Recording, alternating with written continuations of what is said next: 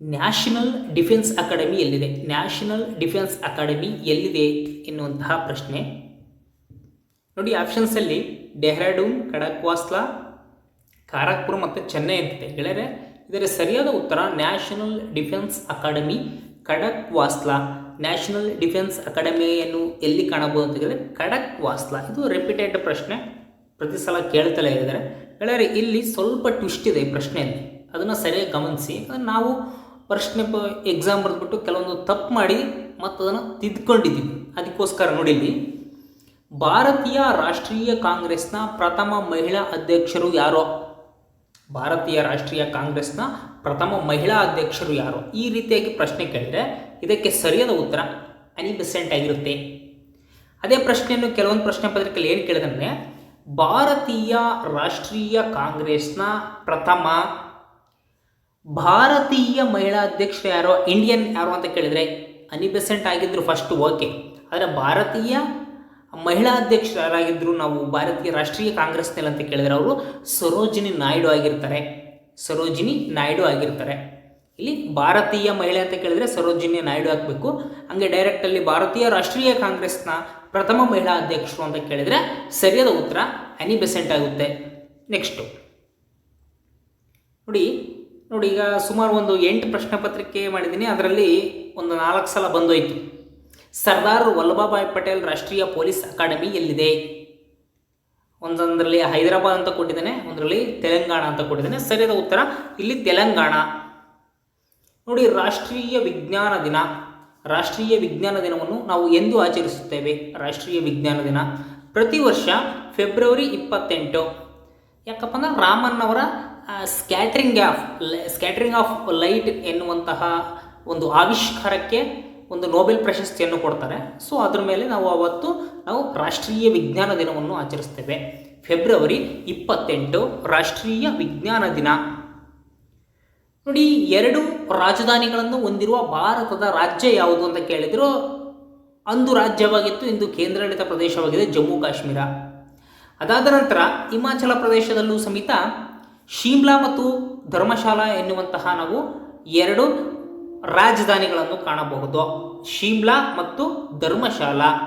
ಅದೇ ರೀತಿಯಾಗಿ ಜಮ್ಮು ಕಾಶ್ಮೀರಕ್ಕೆ ಇದ್ದದ್ದು ಯಾವುದಪ್ಪ ಅಂತ ಕೇಳಿದ್ರೆ ಜಮ್ಮು. ಚಳಿಗಾಲದಲ್ಲಿ ಶ್ರೀನಗರ ಬೇಸಿಗೆಯಲ್ಲಿತ್ತು, ಜಮ್ಮು ಮತ್ತು ಶ್ರೀನಗರ. ಹಿಮಾಚಲ ಪ್ರದೇಶಕ್ಕೆ ಶಿಮ್ಲಾ ಮತ್ತು ಧರ್ಮಶಾಲಾ. ನೋಡಿ, ಹಾರುವ ಸಿಖ್ ಎಂದು ಯಾರನ್ನು ಕರೆಯಲಾಗುತ್ತದೆ? ಹಾರುವ ಸಿಖ್ ಎಂದು ನಾವು ಯಾರನ್ನು ಕರೆಯಲಾಗುತ್ತದೆ? ಸರಿಯಾದ ಉತ್ತರ ಮಿಲ್ಖಾ ಸಿಂಗ್. ಮಿಲ್ಖಾ ಸಿಂಗನ ಅವನ ಚರಿತ್ರೆ, ಅವನು ನಡೆದು ಬಂದ ದಾರಿಯನ್ನು ಓದಿ ಬಹಳ ರೋಚಕ ಮಿಲ್ಖಾ ಸಿಂಗ್ ಅವರು. ಸೊ ಸಿಂಪಲ್ ಆಗಿ ನೋಡೋಣ, ಹಾರುವ ಸಿಖ್ ಎಂದು ಯಾರನ್ನು ಕರೀತಾರೆ ಅಂದರೆ ಮಿಲ್ಖಾ ಸಿಂಗ್. ನೋಡಿ, ಸಸ್ಯಗಳಲ್ಲಿ ನೀರಿನ ಸಾಗಾಣಿಕೆ ಮಾಡುವುದು ಯಾವುದು? ನೋಡಿ ಗೆಳೆಯರೆ, ಈ ಕ್ಸೈಲಮ್ ಎನ್ನುವಂಥದ್ದು ನೀರು ಸಾಗಾಣಿಕೆ ಮಾಡುವಂತಹ ಕಾರ್ಯವನ್ನು ವಹಿಸುತ್ತದೆ. ಈ ಫ್ಲೋಯಮ್ ಎನ್ನುವಂಥದ್ದು ಆಹಾರ ಸಾಗಾಣಿಕೆ. ಆಹಾರ, ಈಗ ಫುಡ್ ಅಂತ ಕೇಳಿದರೆ ಫುಡ್ ಆ್ಯಂಡ್ ವಾಟರ್ನಲ್ಲಿ ಫುಡ್ ಸಾಗಾಣಿಕೆ ಮಾಡುವಂಥದ್ದು ಫ್ಲೋಯಮ್. ಫ್ಲೋಯಮ್. ನೀರು xylem. Next Gita Govinda, most repeated. Gita Govinda ಇದರಲ್ಲಿ ಹಾಡನ್ನು ರಚಿಸಿದವರು ಯಾರು ಅಂತ ಕೇಳಿದರೆ ಜಯದೇವ. ಗೀತಾ ಗೋವಿಂದ ಯಾರಿಗೆ ಸಂಬಂಧಪಟ್ಟಿದೆ? ಜಯದೇವ. ನೆಕ್ಸ್ಟ್ 1ನೇ ಭಾಗ, ಸಂವಿಧಾನದ 1ನೇ ಭಾಗ ಯಾವ ವಿಷಯಗಳ ಬಗ್ಗೆ ಹೇಳುತ್ತೆ? ಈ ಹಿಂದೆ ನಾನು ಆಲ್ರೆಡಿ ಹೇಳಿದ್ದೆ, ಒಂದು ರಾಜ್ಯ ಸೃಷ್ಟಿ ಮಾಡಬೇಕು ಅಂತಂದರೆ ನಾವು ಎಷ್ಟನೇ ಭಾಗಕ್ಕೆ ತಿದ್ದುಪಡಿ ಮಾಡಬೇಕು? 1ನೇ ಭಾಗಕ್ಕೆ. ಸೊ ಅಲ್ಲಿ ಭಾರತ ಒಂದು ರಾಜ್ಯಗಳ ಒಕ್ಕೂಟ ಅಂತ ಹೇಳುತ್ತೆ. ಭಾರತ ರಾಜ್ಯಗಳ ಒಕ್ಕೂಟ ಸಂವಿಧಾನದ 1ನೇ ಭಾಗ ತಿಳಿಸೋದು. ಭಾರತದಲ್ಲಿ ಪ್ರತ್ಯೇಕ ಸಂವಿಧಾನ ಹೊಂದಿತ್ತು, ಪ್ರತ್ಯೇಕ ಸಂವಿಧಾನವನ್ನು ಹೊಂದಿತ್ತು ಈ ಹಿಂದೆ. ಯಾವ ರಾಜ್ಯ ಅಂತ ಕೇಳಿದ್ರೆ ಅವಾಗ ಇನ್ನು 370 ಆರ್ಟಿಕಲ್ ಮುಖಾಂತರ ಜಮ್ಮು ಕಾಶ್ಮೀರ ಹೊಂದಿತ್ತು. ಈಗ ಅದನ್ನು ತೆಗೆದುಹಾಕಲಾಗಿದೆ. ಇಡೀ ದೇಶಕ್ಕೆ ಒಂದೇ ಸಂವಿಧಾನ ಈಗ ಇರುವುದು. ಜಮ್ಮು ಕಾಶ್ಮೀರಕ್ಕಿದ್ದಂತಹ ಅದನ್ನು ತೆಗೆದುಹಾಕಲಾಗಿದೆ.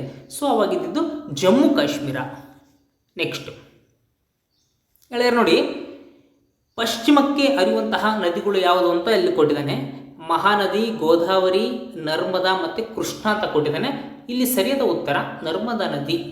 ನರ್ಮದಾ ನದಿ ಇದು ಪಶ್ಚಿಮಕ್ಕೆ ಹರಿಯುತ್ತದೆ. ಪಶ್ಚಿಮಕ್ಕೆ ಹರಿಯುತ್ತದೆ. ನೋಡಿ, ಪಶ್ಚಿಮಕ್ಕೆ ಹರಿಯುವಂತಹ ಕೆಲವೊಂದಿಷ್ಟು ನದಿಗಳನ್ನ ನಾನಿಲ್ಲಿ ಕೊಟ್ಟಿದ್ದೇನೆ, ನೋಡ್ಕೊಳ್ಳಿ. ನೋಡಿ, ಇಲ್ಲಿ ಶನೇಕ ಹೊರಬೇಡಿ ಅಂತ ಹಾಕಿನಿ. ಶನೇಕ ಹೊರಬೇಡಿ ಅಂದರೆ ಶಾ ಅಂದರೆ ಶರಾವತಿ ಅಂತ. ಶನೇಕ ಹೊರಬೇಡಿ ಅಂತ ಹಾಕಿನಿ. ಇಲ್ಲಿ ಶಾ ಅಂದರೆ ಶರಾವತಿ, ನೇ ಅಂದರೆ ನೇತ್ರಾವತಿ, ಖಾ ಅಂದರೆ ಕಾಳಿ. ಶರಾವತಿ, ನೇತ್ರಾವತಿ, ಕಾಳಿ. ವರ ಅಂದರೆ ವರಹ, ವರಹ ನದಿ. ಬೇಡಿ ಅಂದರೆ ಬೇಡ್ತಿ ನದಿ. ಶರಾವತಿ, ನೇತ್ರಾವತಿ, ಕಾಳಿ, ವರಹ, ಬೇಡ್ತಿ. ಹಾಗೆ ಅಘನಾಶಿನಿ, ಮುಲ್ಕಿ, ಸ್ವರ್ಣ, ಹಳದಿ, ನರ್ಮದಾ, ತಪತಿ, ಸಾಬರಮತಿ, ಮಾಹಿ, ಮಾಂಡೋವಿ, ಪಂಪ, ಕುಮಾರಧಾರ ಇವೆಲ್ಲವೂ ಸಮೇತ ಪಶ್ಚಿಮಾಭಿಮುಖವಾಗಿ ಹರಿಯುವಂತಹ ನದಿಗಳು. ಪಶ್ಚಿಮಾಭಿಮುಖವಾಗಿ ಹರಿಯುವಂಥ, ನೀವೊಂದು ಲಿಸ್ಟ್ ಮಾಡ್ಕೋಬೇಕು. ಪೂರ್ವಾಭಿಮುಖವಾಗಿ ಹರಿಯುವಂತಹ ನದಿಗಳು ಯಾವುವು, ಪಶ್ಚಿಮಾಭಿಮುಖವಾಗಿ ಹರಿಯುವಂತಹ ನದಿಗಳು ಯಾವುವು. ಯಾಕಪ್ಪ ಅಂದರೆ ಯಾವ ಪ್ರಶ್ನೆ ನೋಡಿದರೂ ಒಂದು ಪ್ರಶ್ನೆಗೆ ಹೊಂದಿಸಿ ಬರೆಯೋದ್ರಲ್ಲಾರೋ ಇರುತ್ತೆ. ಸಿಂಗಲ್ ಆಗಾರೆ ಈ ಕೆಳಗಿನ ಯಾವ ನದಿ ಪೂರ್ವಾಭಿಮುಖವಾಗಿ ಇರುತ್ತೆ, ಈ ಕೆಳಗಿನ ಯಾವ ನದಿ ಪಶ್ಚಿಮಾಭಿಮುಖ, ಈ ಕೆಳಗಿನಲ್ಲಿ ಯಾವುದು ಪೂರ್ವಾಭಿಮುಖವಾಗಿ ಹರಿಯುವುದಿಲ್ಲ. ಈ ರೀತಿಯಾಗೆಲ್ಲ ಪ್ರಶ್ನೆ ಕೇಳಿದ. ಅದರಿಂದ ನಾವು ಒಂದು ಕಡೆ ನೆನ್ಪಿಟ್ಕೋಬೇಕಾಗುತ್ತೆ. ಈಗ ಪಶ್ಚಿಮಾಭಿಮುಖವಾಗಿ ಹರಿಯುವಂತಹ ನದಿ ಇಲ್ಲಿ ಯಾವುದು ಅಂತ ಕೇಳಿದಾನೆ. ಇಲ್ಲಿ ಸರಿಯಾದ ಉತ್ತರ ನರ್ಮದಾ ನದಿ ಆಗುತ್ತೆ ಗೆಳೆಯರೆ. ನರ್ಮದಾ ನದಿ. ನೆಕ್ಸ್ಟ್ ನೋಡಿ, ಹವಾಮಹಲ್ ಅರಮನೆ ಎಲ್ಲಿದೆ? ಹವಾಮಹಲ್ ಅರಮನೆ ಇರುವುದು ಜೈಪುರ. ರಾಜಸ್ಥಾನ್ ರಾಜ್ಯದ ಪಿಂಕ್ ಸಿಟಿ ಎಂದು ಕರೆಯಲಾಗಿರ್ತಕ್ಕಂಥ ಜೈಪುರದಲ್ಲಿ ನಾವು ಹವಾಮಹಲ್ ಕಾಣುತ್ತೇವೆ. ಹವಾಮಹಲ್. ಸಮುದ್ರದ ಸಮಾನ ಆಳ ಬಿಂದುಗಳ ಮೂಲಕ ಸಾಗುವಂತಹ ಒಂದು ಕಾಲ್ಪನಾ ರೇಖೆಗೆ ನಾವು ಐಸೋಬಾತ್ಸ್ ಅಂತ ಕರಿತೇವೆ. ಐಸೋಬಾತ್ಸ್. ಆಪ್ಷನ್ ಸಿ ಸರಿಯಾದ ಉತ್ತರ, ಐಸೋಬಾತ್ಸ್. ಕುರಿಗಳು ಸಾರ್ ಕುರಿಗಳು ಕವನವನ್ನು ಬರೆದ ಕವಿ ಯಾರು? ಕುರಿಗಳು ಸಾರ್ ಕುರಿಗಳು ಬರೆದ ಕವನವನ್ನು ಬರೆದಂತಹ ಕವಿ K S. Nisar Ahmed. K S. Nisar Ahmed. Next, Ninasam ಎಲ್ಲಿದೆ? ಶಿವಮೊಗ್ಗ ಜಿಲ್ಲೆಯ ಹೆಗ್ಗೋಡಿನಲ್ಲಿ ನಾವು ನೀನಾಸಂ ಅನ್ನು ಕಾಣಬಹುದು. ನೀನಾಸಂ. ಗೆಳೆಯರೆ, 43ನೇ ಪ್ರಶ್ನೆ. ಮಹಾವೀರನು ಜೈನ ಧರ್ಮದ ಎಷ್ಟನೇ ತೀರ್ಥಂಕರ? ಮಹಾವೀರನು ಜೈನ ಧರ್ಮದ ಎಷ್ಟನೇ ತೀರ್ಥಂಕರ? ಸರಿಯಾದ ಉತ್ತರ 24ನೇ ತೀರ್ಥಂಕರ. ಮಹಾವೀರನು ಜೈನ ಧರ್ಮದ 24ನೇ ತೀರ್ಥಂಕರ.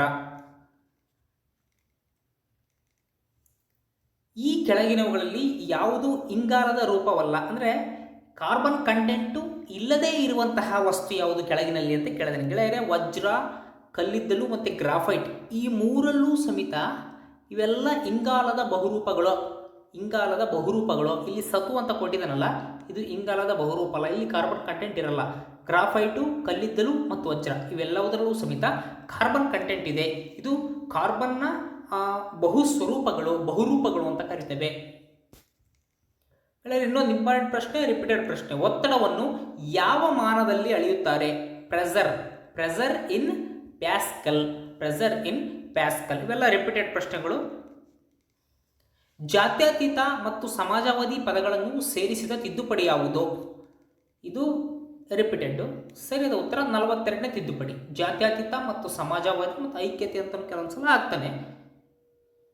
ಸೇರಿಸಿದಂತಹ ತಿದ್ದುಪಡಿ 42ನೇ ತಿದ್ದುಪಡಿ.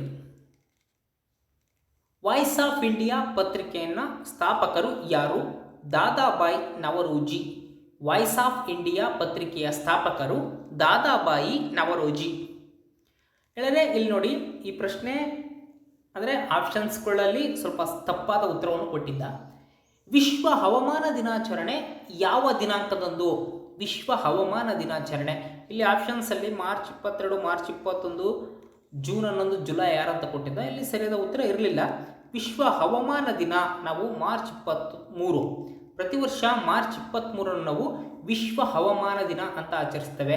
ಒಂದು ಸ್ವಲ್ಪ ವಿವರಣೆಯನ್ನು ನೋಡ್ತಾ ಹೋದರೆ, ಪ್ರತಿ ವರ್ಷ ನಾವು ಮಾರ್ಚ್ 20 ವಿಶ್ವ ಗುಬ್ಬಿ ದಿನ, 21 ವಿಶ್ವ ಅರಣ್ಯ ದಿನ, 22 ವಿಶ್ವ ಜಲ ದಿನ, 23 ವಿಶ್ವ ಹವಾಮಾನ ದಿನ, 24 ಕ್ಷಯರೋಗ ದಿನ ಎಂದು ಆಚರಿಸುತ್ತೇವೆ. ನೆನಪಿಟ್ಕೊಳ್ಳಿ, ಗುಬ್ಬಿ ದಿನ, ಫಾರೆಸ್ಟ್ ದಿನ, ಜಲ ದಿನ, ಹವಾಮಾನ ದಿನ ಮತ್ತು ಕ್ಷಯರೋಗ ದಿನ ಕಂಟಿನ್ಯೂಸ್ ಅಲ್ಲಿ 20ರಿಂದ 24ರವರೆಗೆ ನೆನಪಿಟ್ಕೋಬೇಕು. ನೆಕ್ಸ್ಟ್, ಶರೀರದಲ್ಲಿ ತಯಾರಾಗುವಂತಹ ಜೀವಸತ್ವ ಯಾವುದು? ಶರೀರದಲ್ಲಿ ತಯಾರಾಗುವಂತಹ ಜೀವಸತ್ವ ವೈಟಮಿನ್ ಕೆ, ಬಿ ಮತ್ತು ಸಿ ಎನ್ನುವಂತಹ ವಿಟಮಿನ್ಗಳು. ಇವು ನೀರಿನಲ್ಲಿ ಕರಗುವಂಥ ವಿಟಮಿನ್ಗಳು. ವಿಟಮಿನ್ ಬಿ ಆ್ಯಂಡ್ ಸಿ ಇವು ನೀರಿನಲ್ಲಿ ಕರಗುವ ವಿಟಮಿನ್ಗಳು. Vitamin A D E K ಅಂತ, ಎ ಡಿ ಮತ್ತು E K, vitamin A D E K ಇವು ಕೊಬ್ಬಿನಲ್ಲಿ ಕರಗುವಂತಹ ಜೀವಸತ್ವಗಳು. ನೀರಿನಲ್ಲಿ ಕರಗುವಂತಹ ಜೀವಸತ್ವಗಳು ಬಿ ಸಿ, ಕೊಬ್ಬಿನಲ್ಲಿ ಕರಗುವಂತಹ ಜೀವಸತ್ವಗಳು ಎ ಡಿ ಇ ಕೆ.